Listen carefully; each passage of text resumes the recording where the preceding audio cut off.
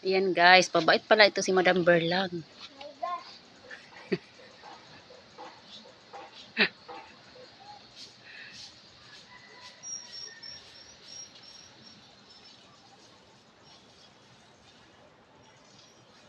Nagdidilig ng halaman siya guys.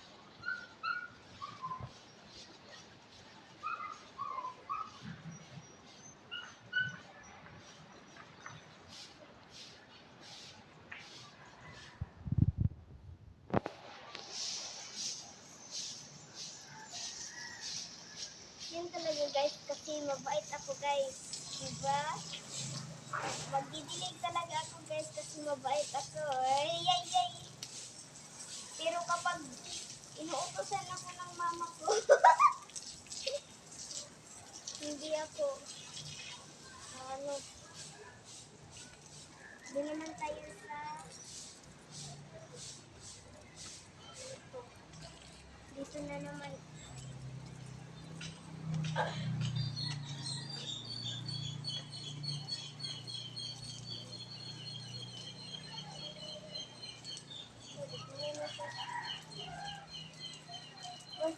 Dapat guys, yung ating mga tayo, dapat talaga natin diligan. Kung hindi natin sila didiligan, ay sila ay totoo naman talaga. Kapag hindi sila didiligan, ay mamamatay sila.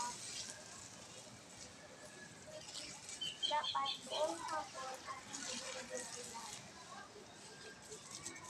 Bukas na naman, ay didiligan na natin ito. Bukas. Ito, ipakita mo sa kanila yung ating lahat na tanim, mama. Doon, no, meron pang tanim doon. Ipakita mo sa kanila. Ito nga. Mabait talaga tayo. Kaya dapat natin diligan ating mga halaman.